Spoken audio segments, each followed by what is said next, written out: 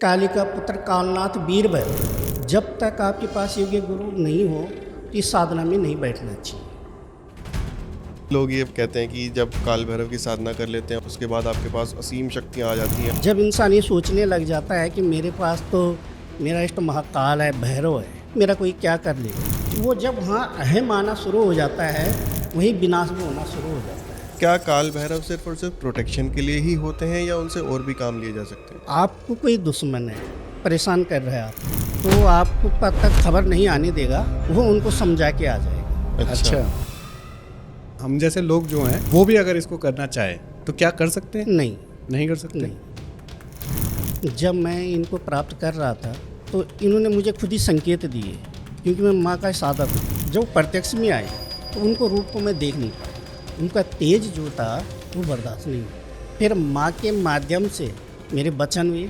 माँ काली जो है ये हमारी इष्ट है।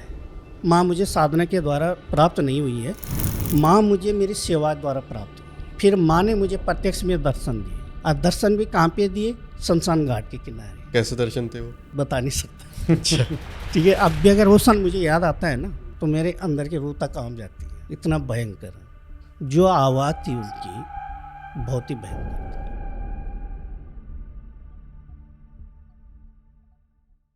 Anil ji, welcome to the Pixel Talks. धन्यवाद जी। नमस्कार सर, कैसे हैं आप? नमस्कार जी, बस सही है। आप कैसे हैं? बस अब तो हम भी ठीक हो जाएंगे क्योंकि आज जी, हमें जी। जो समझने को मिलने वाला है वो मज़ेदार है। क्यों? पिछले हमने काफ़ी सारे अब तो तंत्र के पॉडकास्ट कर लिए, तो अब हमें थोड़ा थोड़ा सा तंत्र के बारे में समझने आने लगे है। तो हमारे साथ साथ हमारी ऑडियंस को भी ना अलग अलग क्यूरियोसिटी होती है कि भाई अब ये पूछो, अब ये पूछो, और हम हर बार उसी चीज़ को डिस्कस करते हैं। तो पिछले कुछ पॉडकास्ट में जो हमने हरेश जी के साथ, वीरेंद्र जी के साथ करे थे, तो उसमें हमारे पास कमेंट आया था कि भाई भैरव के ऊपर बात कीजिए, भैरव, काल भैरव। तो इसके ऊपर आज अच्छे से समझेंगे। और सबसे पहला जो मेरा क्वेश्चन है कि भैरव और काल भैरव एक होते हैं या अलग अलग होते हैं, तो ये सारी चीज़ें भी अभी आपसे डिस्कस करेंगे। जी जी जी। क्योंकि भैरव को हमेशा से कहा जाता है कि रक्षा, समय, मौत तीनों के देवता है वो। जी जी। और भैरव के लिए काफ़ी लोग आज की डेट में जानना चाहते हैं कि वो कौन सी शक्तियाँ हैं जिनसे उनकी ज़रूरतें हैं वो पूरी हो सकती है, उनकी हेल्थ या जो भी वेल्थ, जो भी चीज़ों के लिए लोग उन साधनाओं को कर रहे हैं। तो आज हम समझेंगे सर कि जो भैरव साधना है वो कैसे की जाती है, क्या क्या उसके उपाय हैं, कैसे साधक उसको कर सकते हैं, क्या उसमें चीज़ें नहीं करनी चाहिए, क्या उसको बीच में छोड़ देने से कोई नुकसान होता है, किसी ने करना स्टार्ट किया फिर उसको अच्छा मतलब सही फील नहीं हुआ। और इसके अलावा बहुत सारे क्वेश्चंस हैं हमारे जो लोगों ने खुद हमें बोले हैं कि ये चीज़ें पूछिए और अनिल सर से पूछिए। जी जी जी। सबसे पहले तो शिवम भाई का क्वेश्चन ले लेते हैं सर। जी, क्योंकि जब हम सुनते हैं ना तो सुनते हैं भैरव साधना, काल भैरव साधना, तो सबसे पहले तो यही जानना चाहते हैं कि क्या ये एक हैं या फिर अलग अलग है? ये बहुत अच्छा क्वेश्चन है कि भैरव को लेके बहुत सारे कन्फ्यूजन भी है। बिल्कुल। क्योंकि भैरव एक नहीं है, अच्छा 64 वीर भैरव है। अच्छा। ठीक है, ऐसे जैसे कहते हैं 39 नारसिंह, 64 वीर भैरव, 64 काली, अच्छा 64 योगिनी, 64 माया। ओके। ठीक है, तो ये जो भैरव देवता हैं ये शिव अवतरित है, ये शिव के अंश माने जाते हैं। ठीक है। दूसरा जो काल भैरव है, जी, तो काल भैरव का मेन अर्थ ये है कि काली का पुत्र कालनाथ वीर भैरव। ओके। अच्छा ठीक, क्योंकि काली के साथ में चल गए तो वहाँ उसको जो है कि माँ की उपाधि और बेटे की उपाधि मिल गई। ओके। है एक ही, ओके। लेकिन उसके क्या है, रूप बदल गए हैं। ओके। जो अंश है वो शिव जटा से हुआ है। ओके। ठीक है, जैसे वीर होते हैं, वीरभद्र, कि शिव के जटा से उसको प्रकट किया, वहीं से भैरव की उत्पत्ति होनी शुरू हो गई। ठीक है, आपने देखा होगा कि जगह जगह में शिव है। ठीक है, शिवलिंग के हिसाब से ही भैरव की पूजा होती है। जी। उसी में उसकी आकृति दी गई है। तो उनको जहाँ जहाँ वो स्थापित हुए उस हिसाब से उसको नाम मिल गया। फिर जो भक्त जिस रूप में उसको मानता है वो उसी में उसकी सेवा कर लेता है। ठीक है। ठीक है, जैसे काल भैरव हो गया, उद्दनाथ वीर भैरव हो गया, तुंगनाथ वीर भैरव हो गया, तुंगेश्वरनाथ वीर भैरव हो गया, किलकाल वीर भैरव हो गया, उद्दनाथ, उग्रनाथ, चंडनाथ, प्रचंडनाथ, चंचल भैरव, इस तरह के इनके नाम पड़ गए। जो जहाँ पे स्थापित होते गए या जिसके भक्त प्रसिद्ध होते गए उसके हिसाब से इनके नाम भी चलने लग गए। तो यानी कि एक है पर रूप अनेक है। रूप अनेक है। ओके। तो सर जब हम साधना की बात करते हैं या काल भैरव की बात करते हैं तो फिर साधक किसको माने इन 64 में से? क्या 64 के 64 की साधना करनी होगी या उनको पूजना होगा, या फिर कोई एक स्पेसिफिक है जिनकी साधना करके वो पूरे? जैसे मैंने अभी आपको बताया कि रूप तो एक है, ठीक है, नाम अनेक हैं, जी। ठीक है ना। तो चीज़ एक ही है, फिर उनका स्वरूप कैसे चेंज हुआ। जैसे हम साधना करवाते, मैं जैसे काल भैरव की साधना करवाता हूँ, ठीक है। ठीक है, तो मैं उसको बेटे की तरह करवाता हूँ, क्योंकि मेरे उपासक जो है मेरी माँ है महाकाली, ओके। तो मैं साथ में भैरव की पूजा करता हूँ, ठीक है, मुझे वो प्रत्यक्ष है, सिद्ध है, तो मैं उनको काल भैरव के नाम से करवाता हूँ, ठीक है। और दोनों तरीके से करवाता हूँ, तामसिक भी और सामसिक भी। अच्छा। जी, क्यों होता क्या है कि जब इसकी हम साधना करते हैं तो इसके कुछ विशेष नियम भी होते हैं, ओके। क्योंकि ये भय को मिटाने वाले देवता है, ठीक है, रक्षक के भी देवता हैं और काल के भी ये देवता है। ये हर जगह में विराजमान होते हैं। ओके। तो इसकी जो साधना होती है वो बड़ी सोच समझ के की जाती है। तो वही आज समझना है सर, जो लोग आजकल इंटरनेट पे देख के कुछ भी कर रहे हैं, तो उनको आज इस पॉडकास्ट से कहीं ना कहीं हमें समझाना है कि भाई जो ये साधनाएं होती है, इतना आपको ऐसे भी नहीं कि आप घर पे बैठे और करना स्टार्ट कीजिए। तो आज हम समझेंगे इन चीज़ों को कि क्या क्या नुकसान हो सकते हैं और वैसे बेनिफिट भी क्या है, वो भी हम समझेंगे। तो सबसे पहले मैं आपको बता देता हूँ, जब इसकी साधना स्टार्ट होती है जी। तो इसके लिए सबसे पहले तो आपको योग्य गुरु चाहिए। अच्छा। बिल्कुल। जब तक आपके पास योग्य गुरु नहीं हो तो इस साधना में नहीं बैठना चाहिए। ओके। काल भैरव की। काल भैरव की, ओके। क्योंकि काल भैरव उग्र स्वरूप है इनका, ठीक है। फिर इनको एकदम इतना आसान नहीं है साधना, थोड़ी सी भी गलती बहुत बड़े पहाड़ बन जाता है। जितने ये साथ देते हैं, रक्षा करते हैं, उसके उतनी ये भयंकर भी है। छोटी सी गलती पे उसका परिणाम भी देते हैं। तो इसकी साधना में सबसे विशेष ध्यान रखा जाता है कि गुरु का चयन, गुरु के संग में रह के, दूसरा अपना संयम, जिसके लिए प्रसिद्ध है, जो हमें देते हैं, संयम देते हैं, हमारे भय को निकालते हैं, जो हमारे अंदर डर होता है उस डर को बिल्कुल ही क्लियर कर देते हैं। ओके। दूसरा, हमारा जो ऑरा होता है वो एकदम स्ट्रांग हो जाता है। अच्छा। जब भय निकलता है तो वही भय शक्ति बन जाती है, समझ रहे हो ना, क्योंकि भय की भी देवता है, तो वही भय हमारी शक्ति बन जाती है। और जब वो शक्ति बननी शुरू हो जाती है तो हमारे कार्य भी सिद्ध होने शुरू हो जाते हैं। ये है इसका, क्योंकि उसमें से हमारा भय निकल गया। भय निकल गया। और जब डर ही नहीं है अंदर, स्वयं उन्होंने अपना कवच हमें दे दिया है, तो आगे डरने की कोई ज़रूरत ही नहीं पड़ती। बिल्कुल। पर लोगों को सर, मैंने ये सुना है कि लोग ये कहते हैं कि जब काल भैरव की साधना कर लेते हैं उसके बाद आपके पास असीम शक्तियाँ आ जाती हैं, आप कुछ भी कर सकते हो, आपको कोई टच नहीं कर सकता, आपको कोई हानि नहीं पहुंचा सकता है। ऐसा भी होता है? कोई ऐसी खास पावर्स मिलती हैं? जो पावर से तो है ही, क्योंकि कालों के काल महाकाल का संज्ञ उनको है। बिल्कुल। ठीक है, जैसे मैंने कहा कि कवच है एक, ठीक है, लेकिन कभी भी मैं तो ये कहता हूँ किसी भी की आप साधना करो, भैरव की नहीं, क्योंकि इसका दुश्मन है अहम। ओके। जब इंसान ये सोचने लग जाता है कि मेरे पास तो मेरा इष्ट महाकाल है, भैरव है, ठीक है, मेरा कोई क्या कर लेगा, लेकिन उनको पता नहीं है कि श्रेष्ठ रचने वाला तो वही है, ठीक है। तो वो जब वहाँ अहम आना शुरू हो जाता है, वहीं विनाश भी होना शुरू हो जाता है, जो रावण के साथ हुआ था। जी। स्ट्रांग बन के रहो बुराई के लिए, वो बुराई को हटाने का कवच है। ये नहीं कि तुम बुरा भी कर रहे हो और अच्छा भी कर रहे हो, जिस मकसद से आपने उसको सिद्ध कर रखा है उसी मकसद से आप उससे काम करो। बिल्कुल। अगर आप किसी का बुरा करोगे तो कोई ना कोई तो आपका भी बुरा करेगा ही। बिल्कुल सही। ठीक है ना। आपके पास काल भैरव के रूप में है, किसी के पास उग्र भैरव के रूप में होगा, लेकिन है तो वही जी। तो काट वो आपस में ही लड़ेंगे। तो कभी भी इस उसमें नहीं रहना चाहिए कि मेरे पास इतनी बड़ी शक्ति है, मेरा कोई कुछ नहीं कर सकता। बिल्कुल। मेरे पास कई कमेंट्स भी आते हैं इस तरीके के अच्छा। कि आप तो अपने आप को इतना वो कर रहे हो। मैं तो उसको यही को कह देता हूँ कि ज्ञान कहीं से भी ले लो, ज्ञान का भंडार कभी भरता नहीं है। सही बात है।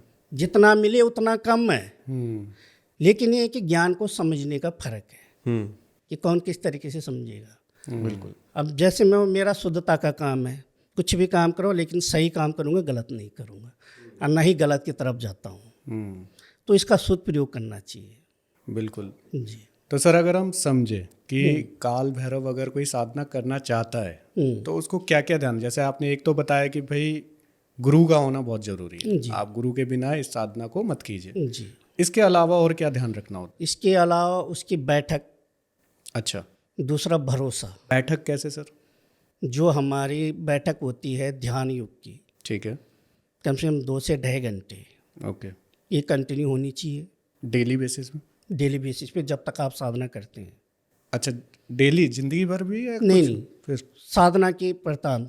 अच्छा, कितने समय की होती है सर ये साधना? इसकी साधना जैसे मैं है तो मैं 7 दिन की 11 दिन की करवाता हूँ, ठीक है, क्योंकि मैं सामने रह के करवाता हूँ तो उसमें 7 से 11 दिन में रिजल्ट क्लियर हो जाता है। यानी कि हर 7 से 11 दिन में हमें 2 से 2.5 2.5 घंटे घंटे की बैठक होनी चाहिए। बैठक होनी चाहिए। उसके बाद सबसे पहले साधक का क्या होता है, अपने ऊपर भरोसा कि मैं कर सकता हूँ। कर सकता हूँ।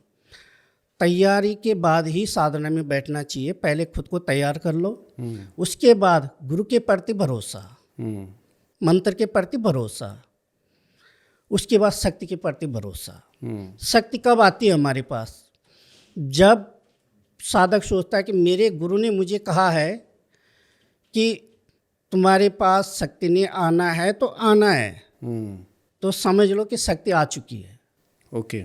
अगर थोड़ा सा भी आपने संकोच कर लिया तो जिंदगी भर बैठे रहोगे, जाप करते रहोगे, शक्ति नहीं आने वाली। अपने ऊपर या गुरु के ऊपर, दोनों में से चाहे किसी किसी पे के ऊपर हो, चाहे शक्ति के ऊपर मानो, गुरु के ऊपर मानो या मंत्र के ऊपर मानो, मतलब डाउट वाली चीज़ नहीं होनी चाहिए कहीं भी। जी। तो ये 2 चीज़ें हैं। इसके अलावा भी सर कुछ होता है जिसमें साधक इसमें ध्यान रखना होता है या फिर? इसमें विशेष ध्यान रखना होता है शुद्धता का। अच्छा, कैसे? अपने विचारों का। ओके। कि जैसे बचपना में या जवानी में सोच के चलते हैं बंदे कि हम रात में तो बैठना है हमें साधना में, अपनी दिन परिचर्या में हमें कैसे रहना है। तो दिन परिचर्या में क्या है कि जुबान से अलफ्ज निकालना, ठीक है, कहीं पे भी बैठ के खा लेना, पी लेना, तो ये सब इन चीज़ों में नहीं चलता है। ओके। इसमें पूर्णतः शुद्धता रहना पड़ता है। तो सर ये उन 7 दिनों 11 दिनों के अंदर या फिर हमेशा के लिए ये चीज़ उनको फॉलो करनी होगी? ये जो नियम बता रहा हूँ ये मीन साधना के नियम है। अच्छा, जो ये सब जब हम साधना कर रहे हैं? साधना करें, साधना के बाद क्या होता है कि शक्ति हमारे पास आ जाती है, ठीक है, वो हमारी हो गई, तो हम उसको जिस हिसाब से चलाएं, क्योंकि भक्त के पास में भगवान होता है, तो उसको हम जिस हिसाब से चला वो चल सकती है। लेकिन जब तक किसी चीज़ को प्राप्त नहीं कर लेते तब तक संघर्ष तो करना पड़ता है। बिल्कुल। और क्या है सर, जैसे आपने बताया कि उनको ध्यान रखना होता है कि अपने मुंह से कुछ गलत शब्द ना बोले, हाँ। या फिर कहीं बैठ कर के भी खाए ना, ऐसे ही कुछ। जी। तो और इसके अलावा विचारों पे कंट्रोल।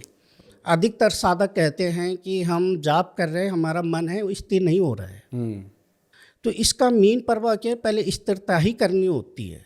ओके। दूसरा, बच्चे कहते हैं कि साधना में बैठ तो जाते हैं बिना तैयारी के। अगर सपोज मुझे आपसे प्रेम ही नहीं है, मैं आपके पास क्यों आऊँ? सही बात है। किसी भी चीज़ को पाने के लिए पहले प्रेम बहुत ज़रूरी है।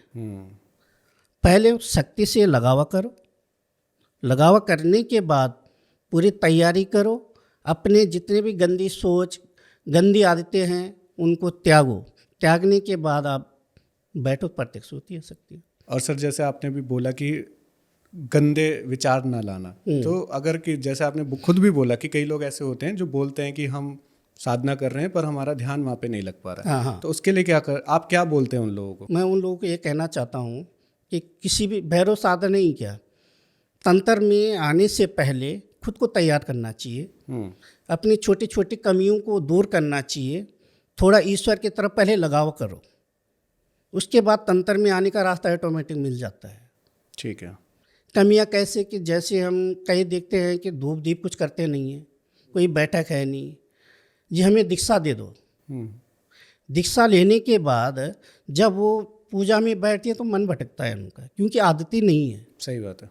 फिर 2-4 महीने करते हैं, फिर साइड हो जाते हैं, तो वो चीज़ भी उनके लिए नुकसान होती है, क्योंकि आपने आह्वान तो दिया है लेकिन उसको फॉलो ही नहीं कर रहे हो। इन चीज़ों का फर्क पड़ता है। ओके। तो सर जैसे अभी आपने कहा था कि काल भैरव जो है उग्र रूप है, तो इस तरह से हमने सुना है जैसे और भी उग्र शक्तियां होती हैं तो लोग उनसे अलग अलग तरह से काम लेते हैं। जी तो हाँ। क्या काल भैरव सिर्फ और सिर्फ प्रोटेक्शन के लिए ही होते हैं या उनसे और भी काम लिए जा सकते नहीं, और भी काम करते हैं मेरे, हैं? जैसे जमीन संबंधी जो काम होते हैं, जी। गड़े धन जिसको कहते हैं, अच्छा। अंडरग्राउंड का काम जिसको कहा जाता है हमारी भाषा में, तो उस काम के लिए बहुत ही माहिर हैं। अच्छा।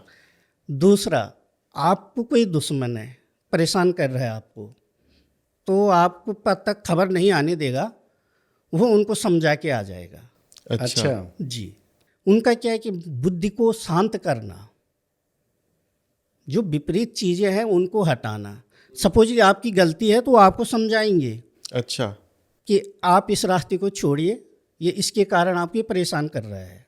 अच्छा। और सपोज आप अपनी जगह में सही हो, फिर वो उसकी बैंड बजा देता, उसको छोड़ता है फिर ये उसमें। तो सर जैसे आपने ये बताया कि वो बता सकते हैं, तो यानी कि अगर कोई साधक है वो उनका गलत उपयोग कर रहा है या फिर गलत चीज़ों पे उनको काम लेने की कोशिश कर रहा है, तो उस साधक को क्या नुकसान हो सकते हैं? उस साधक को नुकसान ये होता है कि जो उसकी बुद्धि है वो काम करना बंद कर देती है। अच्छा। कई बार यहाँ तक हो जाता है कि उसका शरीर ही जवाब दे जाता है। अच्छा। या जैसे परिवार में दिक्कतें आनी शुरू हो जाती है। ओके। चीज़ पाने में उतनी दिक्कत नहीं है जितनी उनको रखने में और समझने में है। बिल्कुल। कि इतनी सी मैंने बताया ना कि छोटी सी गलती बहुत भारी पड़ जाती है। इसलिए ब्लैक मैजिक को भी कहा जाता है कि अगर आप ब्लैक मैजिक कर रहे हो जी तो फिर आपको उल्टा भी पड़ेगा, उल्टा ही पड़ जाता है, कभी ना कभी तो पड़ेगा आपको। पड़ेगा ही।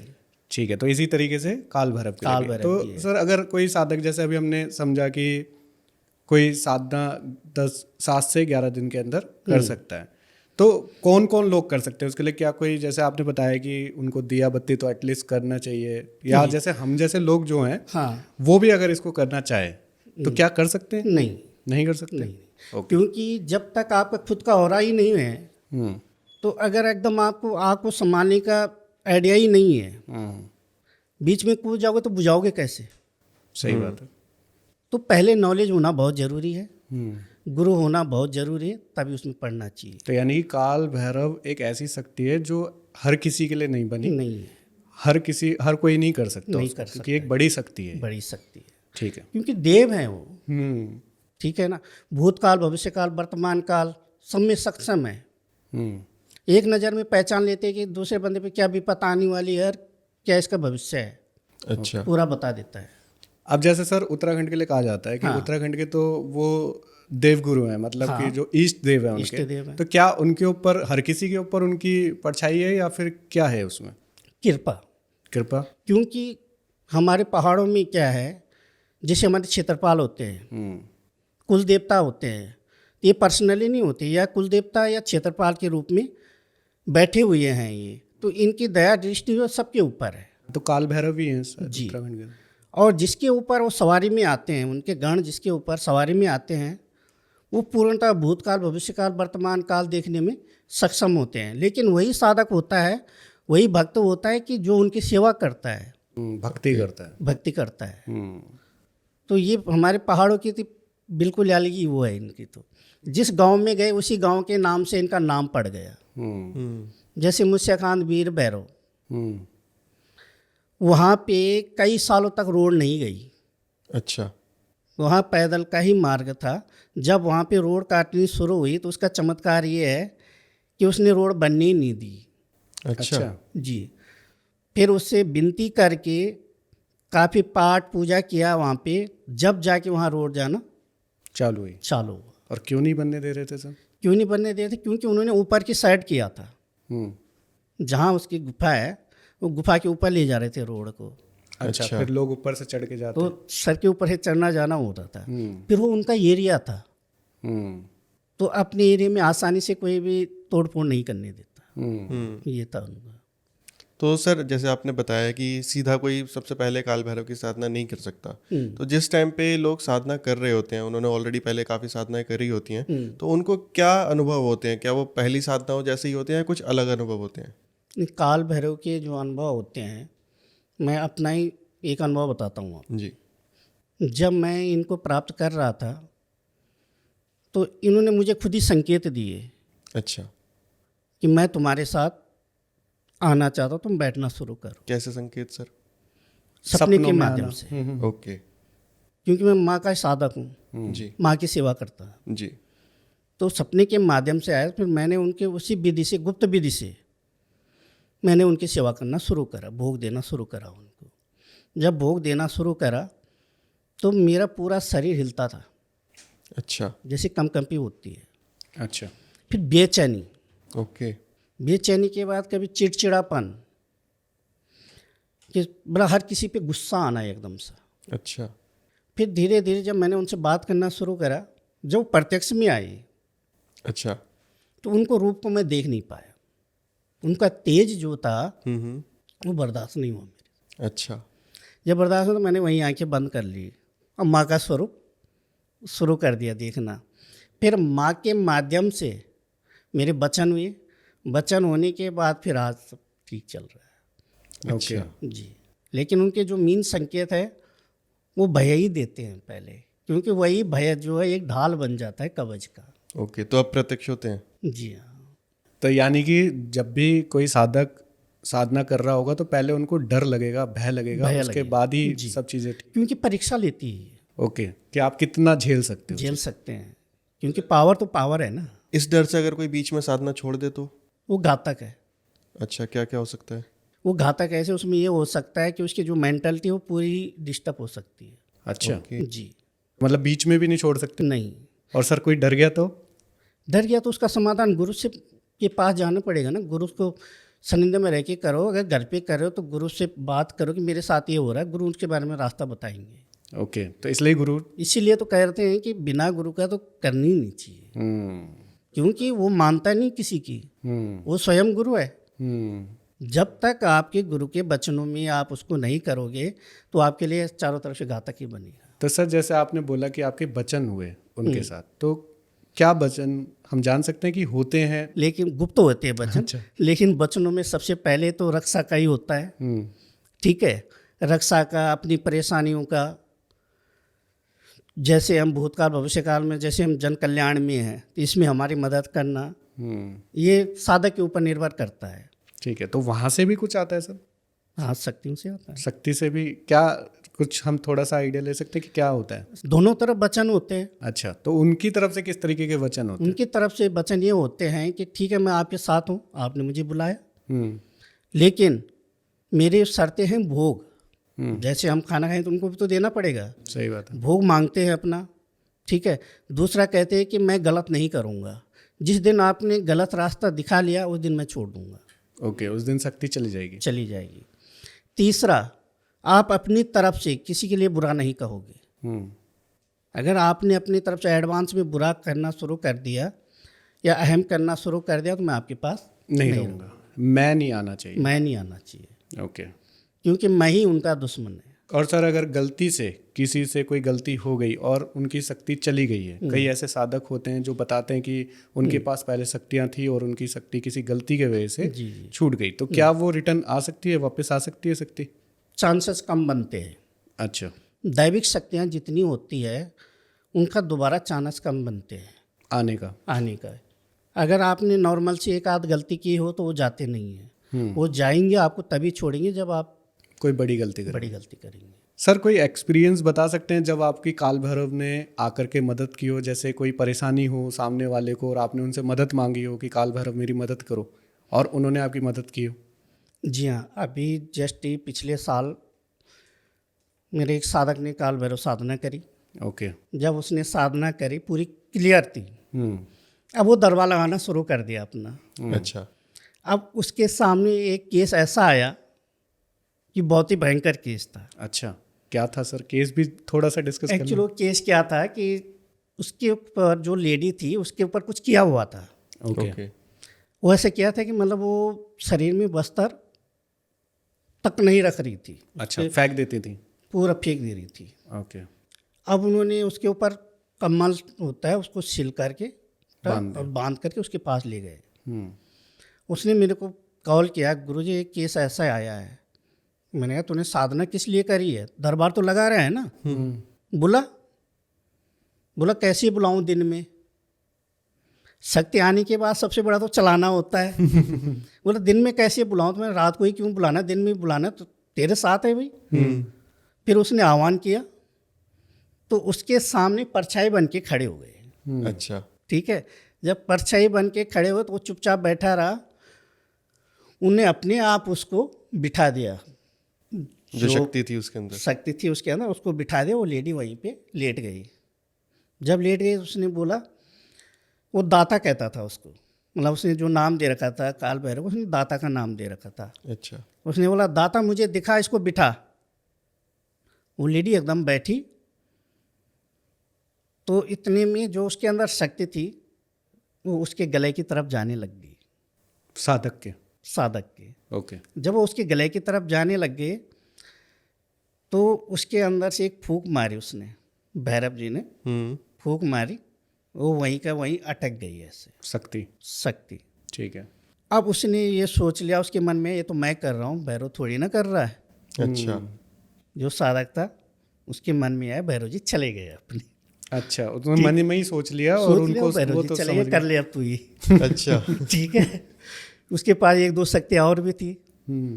मतलब तो कर ले तू ही। तो उसकी कोई भी शक्ति नहीं आई, भैरव जी ने उसके और भी शक्तियों को साथ में लेके ले चले गए, गए। चले गए। अच्छा। फिर उसने मेरे को कॉल किया, एक गुरुजी इसका हाथ ना हट रहा है ना जा रहा है, बस 2-3 इंच का ही फर्क है गले पे आने के लिए। मैंने क्या हुआ, क्या कर रहा, मैंने तेरे सामने तो थे। बोला नहीं, मैंने फूंक मारी। मैंने कह रहा हाँ। मैंने बेटा इसीलिए आप ऐसे ही रहे। ठीक है बेटा, इसमें मैं नहीं आना चाहिए, माफ़ी मांग। और तेरे को जो बबूती बना के दे रखी है, जो धुनी की बबूती होती है, वो रखते हूँ अपने पास। मैं जो बबूती दे रखी है उसको फूंक मार और ऑटोमेटिक शांत हो जाएगा। बाकी कुछ करने के बबूत उसको खाने को दे देना पानी के साथ। फिर उसने बबूत मारे उस पर। फिर उसने भैरव जी का आह्वान करके देखा, आई। फिर उसने माफ़ी मांगी। फिर वो बबूत अभिमंत्रित करके उसको दी। आज वो लेडीज भी ठीक है। ये होता है। तो यानी कि मैं आपको मैं बहुत कुछ कहता खराब रहा कर हूँ, सकता मैं तो उनके लिए बहुत ही हूँ। तो सर इसी के साथ साथ, क्योंकि जैसे आपने बताया कि आप माँ काली के साधक हैं, उन्हीं से आपको काल भैरव की भी कृपा प्राप्त हुई, तो सर थोड़ा सा आप माँ काली के बारे में जानते हैं कि उनकी साधना कैसी होती है, और क्योंकि हमने सुना है कि उनके भी बहुत सारे रूप हैं, तो उनकी साधना आपने कैसे करी और क्या आपका एक्सपीरियंस है उसके साथ? जी। माँ काली जो ये आदि शक्ति है। ओके। ओके। ठीक है, माँ के भी अनेक रूप हैं। जी। वो कहते हैं ना, नारी शक्ति सबसे बड़ी, उसी के सारे स्वरूप है। वो जिस रूप में चाहे उसमें आ सकती है। अच्छा। ठीक है, लेकिन माँ काली जो है ये हमारी इष्ट है। ओके। ठीक है, हमारे पहाड़ों में माँ का बहुत ही ज़्यादा प्रचलन। आप प्रत्येक घर में आपको माँ की पूजा होती हुई मिलेगी। जी। ठीक है, तो मैं बचपन से माँ से मेरा लगाव रहा। हालांकि मैं नास्तिक था, अच्छा। कुछ नहीं मानता था। ये मैं पहले वीडियो में बोल चुका हूँ इस चीज़ को अपने बारे में कि मैं नास्तिक था। लेकिन माँ से मेरा बचपन से एक अलग ही लगाव रहा। माँ को मैं अपनी माँ के रूप में देखता था। अच्छा। ठीक है, तो माँ से जब मेरा मिलन हुआ तो सपने के माध्यम से हुआ। ओके। मैंने माँ की साधना नहीं करी। अच्छा। ठीक है, माँ मुझे साधना के द्वारा प्राप्त नहीं हुई है, माँ मुझे मेरी सेवा द्वारा प्राप्त हुई है। अच्छा। ओके। जी। वो कहते हैं ना कि अगर आप सच्चे हृदय से किसी को पुकारो तो वो आपका जरूर बन के रह जाता है, बिल्कुल सही। क्योंकि प्रेम में बड़ी ताकत है। ठीक है, तो जब मैं माँ के स्मरण करता था, धूप दीप कुछ नहीं। कहा नहीं कि हमारे यहाँ पे क्या होता है कि मंडान लगते हैं, पूजाएं होती है तो कहते हैं भेंट रखते हैं उसमें। मेरे घर वाले मुझे देते थे, मैं उसकी मूंगफली खा जाता था। समझ रहे हो, मतलब बिल्कुल नास्तिक था मैं, लेकिन माँ के प्रति मेरा फिर भी लगाव था।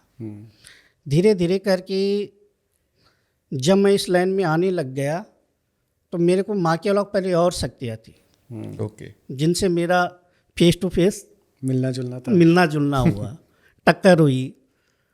फिर उसने मुझे प्रेरणा दी कि कुछ उपाय बताया उन्होंने, इससे आप माँ को प्राप्त कर सकते हो अपने। अच्छा। फिर मैंने उनके बताए हुए रास्ते पे फिर माँ की सेवा उस हिसाब से की। फिर माँ ने मुझे प्रत्यक्ष में दर्शन दिए। ओके। और दर्शन भी कहाँ पे दिए? शमशान घाट के किनारे। अच्छा सर, कैसे दर्शन थे वो? बहुत ही उग्र थे, बता नहीं सकता। अच्छा ठीक है, अब भी अगर वो सन मुझे याद आता है ना तो मेरे अंदर की रूह तक काम जाती है। अच्छा। इतना भयंकर जो आवाज़ थी उनकी, बहुत ही भयंकर थी। फिर उनको मैंने विनती की कि आप शांत रूप में आओ। फिर वो बिल्कुल एक माँ की तरह अपने बच्चे के पास आई, तब से अब तक उन्हीं के उस पर चलता हूँ। ओके। जी। तो जैसे काल भैरव से चीज़ें आपने बताई कि कहीं ना कहीं वो आपकी मदद करते हैं चीज़ों पे, तो माँ काली का किस तरीके से देखो, माँ तो माँ है, ये जग जननी है, पूरा संसार उसी के आंचल में खेलता है। बिल्कुल। ठीक है, ऐसे कोई काम नहीं है जो माँ नहीं कर सकती। लेकिन मैं देखता हूँ कि बहुत सारे लोग कहते हैं कि हमने माँ के साधक हैं, हमने माँ की साधना करना चाहते हैं, लेकिन इतना आसान नहीं है। माता पिता को अगर आप सही ढंग से मान के चलोगे तो आने को भी तैयार है, लेकिन उनके नियम है। उनके नियम क्या है कि उनकी ऊर्जा वो हर कोई नहीं पहुँचा सकता। ठीक है, तो जो भी इसकी साधना करना चाहते हैं या कर रहे हैं, तो इनमें सबसे विशेष नियम क्या होता है कि बिना गुरु की नहीं होती है, साधना नहीं होती। गुरु इसका स्पेशली मंत्र देता है, माँ का कवच किलन देता है साथ में। कवच किलन करने के बाद ही साधना सफल हो सकती है। ओके। जब तक गुरु पूरी तरह से आपका स्ट्रॉन्ग ना हो तो ये साधना करनी भी नहीं चाहिए। ओके। दूसरा, माँ के प्रति आपका प्रेम। सबसे पहले माँ प्रेम मांगती है। दूसरा, अगर आप माँ के शरणागत में हो गए तो माँ के नियम है कि आपके हृदय ऑटोमेटिक कोमल हो जाएगा, दयालु। ओके। ठीक है। दूसरा, जब आप माँ से जुड़ने लग जाती हो तो माँ आपके सारे कष्टों का हरण करनी शुरू कर देती है। फिर माँ आपके लिए शक्तियों को चुनती है। ओके। कि मुझे किस रूप में बच्चे के पास जाना है। ओके। जी। तो आपको पता चल जाएगा कि आपको कौन सी शक्ति आ रही है। जी। ठीक है। और इसके सर जैसे आपने बताया कि बिना गुरु के तो आपको साधना नहीं करनी ही नहीं है। तो जैसे हमने काल भैरव को समझा था सर, कि अभी आपने बहुत अच्छे से चीज़ों को बताया कि कैसे कैसे अपने काल भैरव की अगर कोई साधना करना चाहता है तो वो कर सकता है, पर उसको क्या रूल और क्या चीज़ें ध्यान रखनी है। तो माँ काली के लिए भी अगर हम इन चीज़ों को थोड़ा थोड़ा समझना चाहें सर। देखो, माँ के लिए जैसे सबसे पहले गुरु का होना जरूरी है। जी बिल्कुल। दूसरा, नारी अपमान। ओके। इसमें जो है नारी अपमान बिल्कुल भी नहीं। किसी के प्रति मन में किसी भी तरह के ख्यालात नहीं आनी चाहिए, जिसको कहते हैं कि ब्रह्मचर्य से रहना। जी। ये चीज़ें आपके अंदर पहले बहुत ज़रूरी है। माँ उसी को प्राप्त होती है जो नारी की इज्जत करता है, वरना माँ इतनी आसानी से नहीं मिलती। क्योंकि अगर हमारे भाव दूसरे के प्रति गलत हो जाते हैं, हमारे अंदर संयम नहीं है, तो ये चीज़ें संभव नहीं। तो साधक को सबसे पहले अपने विचारों को शुद्ध करना होगा। शुद्ध करने के बाद जो हमारी मानसिकता है उसको पूरी तरह परिवर्तन करना होगा। जो नियम है इसको करने से, साधना से पहले के, उसके बाद आपको सबको एक दृष्टि से देखना, वो ऑटोमेटिक चेंज हो जाता है जब माँ से जुड़ जाते हो।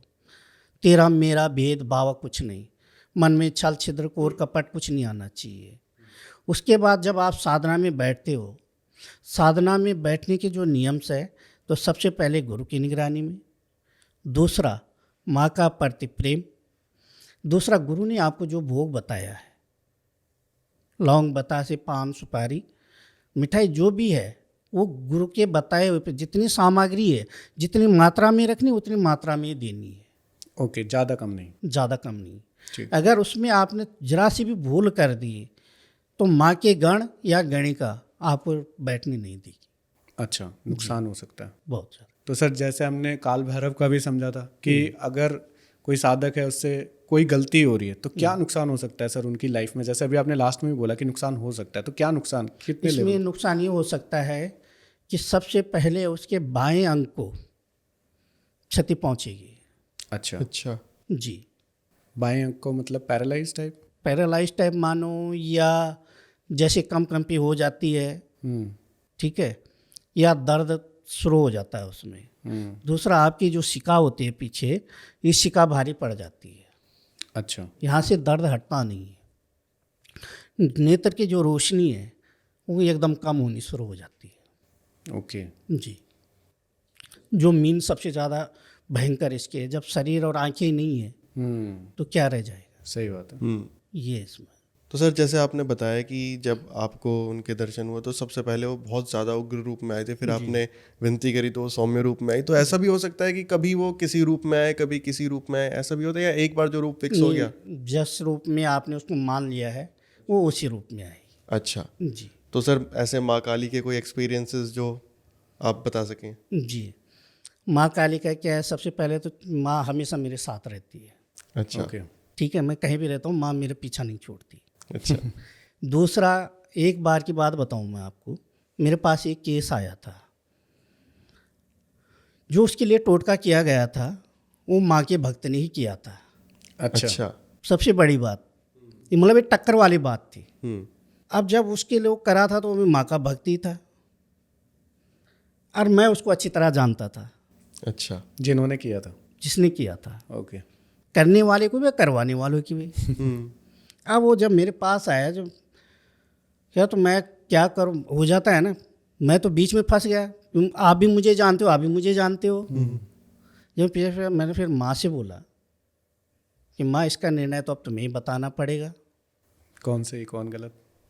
चाहे आप करो चाहे अपने बेटे से कराओ। ये दोनों ऑप्शन अपने पास थी। फिर उस टाइम माँ ने अपना जो स्वरूप दिखाया ना, सामने वाले को भी, उनकी जो किरण थी वो किरण कैसी थी, लाइट जल रही थी, बल्ब लगा हुआ था, उस बल्ब में पूरे सूर्य की तरह चमकने लग गया। अच्छा। उसकी रोशनी, जो बैठे थे, जो मेरे, मतलब मैंने उसको कुछ नहीं किया, ना उसको कोई टीका लगाया, ना उसको कुछ खाना दिया, ना ही कोई धूप ना दीप, मतलब कोई क्रिया की ही नहीं मैंने। फर्स्ट बार जो हुआ मेरे सामने, प्रत्यक्ष जिसको कहते हैं, जी। उसी रोशनी में उसका सब कुछ नहीं, उसके उल्टी द्वारा जो उसको खाया हुआ था और जो कर रखा था वो सब निकल गया बाहर। अच्छा। बिना मंत्र, बिना भोग के, बिना क्रिया के। ठीक है, फिर उसके बाद जिसने किया था 5 मिनट के अंदर वो बंदा वहीं पे हाजिर हो गया, अपने अच्छा। दरबार में अपने आप ही, और वहीं पे माफ़ी मांगे। अब माफ़ी मांगने के बाद उसके पास थी, बोला आज से मैं तेरे से, शक्ति चली गई। उससे उसी टाइम समाप्त होगी। वो बंदा खाली हो गया, उसका इलाज हो गया। सबसे बड़ा अनुभव मेरे लाइफ का तो अगर आप अपनी शक्ति का गलत इस्तेमाल करोगे तो ये होगा। ये होता है। इसीलिए तो कहते हैं कि शक्तियाँ रखो लेकिन चलाना भी सीखो। हर जगह गलत नहीं, क्यों गलत के लिए गलत शक्तियों का ही प्रयोग होता है, अच्छे के लिए अच्छी का ही प्रयोग होता है। अच्छे को आप गलत रास्ते पे चलाओगे तो कहने के आपके लिए भी तो घातक बनेगा ही, सही बात है। क्योंकि संगत के गुण तो लगते ही लगते हैं। बिल्कुल। ये है। तो सर, साधकों को आप क्या एक राय देना चाहेंगे जब भी इस तरीके की कोई भी साधना करना चाहता है? मैं साधकों को यही कहना चाहता हूँ कि सबसे पहले अगर आप साधनक लाइन में हैं या तंत्र लाइन में आ रहे हैं तो पहले अपने गुरु से अच्छी तरह से परामर्श करें किसी चीज़ के बारे में, उसको समझने के बाद साधना शुरू करें। लेकिन गुरु से भी पहले आपको अपने आप को समझना बहुत ज़रूरी है। गुरु आपको रास्ता दिखाएगा, आपके साथ चलेगा नहीं। ठीक है, गुरु का काम है समझाना, मंत्र देना, आपकी रक्षा करना। लेकिन गुरु भी रक्षा तभी करेगा क्योंकि गुरु भी के पास भी तो शक्तियाँ ही, बिल्कुल कि जब आप सही लाइन से चलोगे। तो जो लाइन आपको, कई बार साधक पता क्या करते हैं कि गुरु जी मुझे आप ये वाली साधना करवा दो, जबकि गुरु उनको जो देता है वो स्वीकार करना चाहिए, क्योंकि गुरु को पता है कि मेरे बच्चे को क्या चाहिए, बिल्कुल सही। क्या सही है क्या गलत है। लेकिन शिष्य अपनी जिद पे बैठ जाते हैं कि गुरु जी मुझे तो यही साधना करनी है, फिर लास्ट में गुरु जी तो बेटा करो, लेकिन वो उनके लिए घातक हो जाता है। सही बात क्योंकि गुरु ने अगर मना किया है तो कुछ सोच समझ के किया है। तो इसलिए मैं ये कहना चाहता हूँ प्रत्येक साधक को कि गुरु की वाणी पे विश्वास करे और गुरु के बताए हुए रास्ते पे चले, तो वही आपके लिए सबसे उत्तम है। तो सर कभी ऐसा भी हुआ है कि शिष्य की किसी गलती की वजह से गुरु की भी कोई शक्ति चली गई हो? नहीं, गुरु की शक्ति नहीं जाती। अच्छा। क्योंकि गुरु का उसमें कोई रोल है ही नहीं। गुरु तो एक माध्यम है, गुरु को तो एक आशीर्वाद है, गुरु उसकी ढाल है। गुरु ने अपनी शक्तियों का इस्तेमाल नहीं किया, गुरु ने उसको सही रास्ता दिखाया है। चलने वाला गलत चल रहा है, देखो बाप तो बाप है, हम्म अगर बेटा ही गलत चलेगा तो बाप क्या कर सकता है। हम्म गुरु और शिष्य का जो संबंध है ये तो बाप बेटे का संबंध है, भाई भाई का संबंध है, दोस्त दोस्त का संबंध है। अब जब भाई बेटा या दोस्त ही गलत संगत में जा रहा है तो गुरु क्या कर लेगा, तो गुरु को उसमें कोई क्षति नहीं पहुंचती। ठीक है। और जैसे आपको माँ काली और भैरव दोनों सिद्ध हैं, जी। तो क्या इनके साथ साथ आप दूसरी एंटिटीज जैसे जिन प्रेत या मुंजिया ये सब भी सिद्ध कर सकते हैं या उसको नहीं कर सकते? मैंने सब कुछ कर रखा है, सब कर रखा है। सब कर रखा है, 35 साल से ऊपर हो गया इस लाइन में। जी जी जी, शायद ही कोई योनि ऐसी हो कि जो छूटी हो। अच्छा। मेरे गुरुदेव ने, मेरे को 5 साल हुए दीक्षा लिए हुए, 30 साल तक मैंने बिना गुरु का चलाया ये काम।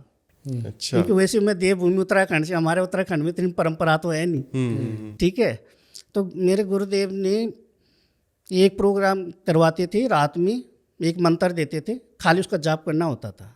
ओके। तो मेरे गुरुदेव ने मुझे एक मंत्र दिया, जब मैंने उस मंत्र का तो ये लगा तीसरी माला में वो चीज़ मेरे सामने प्रकट हो गई। अच्छा। ठीक है, फिर मैंने गुरुजी को बोला, गुरुजी ये तो आ गई, मतलब वचन कर ले, वचन तो मैंने पहले ले लिए थे। बोला अब रखो, काम करो, उससे भी काम करवाता हूँ। अच्छा, तो सर क्या डिफरेंस आया उन 30 सालों में और गुरु मिलने के बाद? गुरु मिलने के बाद ये आया कि सबसे पहले जो मेरा गुस्सा था वो मेरा बिल्कुल शांत हो गया। अच्छा। नहीं तो क्या होता है कि शक्ति हमेशा सर पे कूदती रहती है। ठीक है, किसी को प्रेम करना भी चाहो, प्यार से भी बोलो, उसको भी लगता है ये गुस्से में ही बात कर रहे हैं। तो वो चीज़ें समाप्त हो गई और लाइफ में इतना परिवर्तन आ गया कि मैं आपको बता नहीं सकता। जितने मैं गुरु की महिमा गाऊँ उतनी कम है, कोई शब्द नहीं है। बस ये है कि मैं बिल्कुल अब शांत हो गया हूँ, सबसे बड़ा। 30 साल बाद आपको क्या रियलाइज़ हुआ कि आपको गुरु की अब ज़रूरत है? वो चक्कर ये हुआ कि बीच में मेरे से कुछ शक्तियाँ कनेक्टेड होने शुरू हो गई थी। ओके।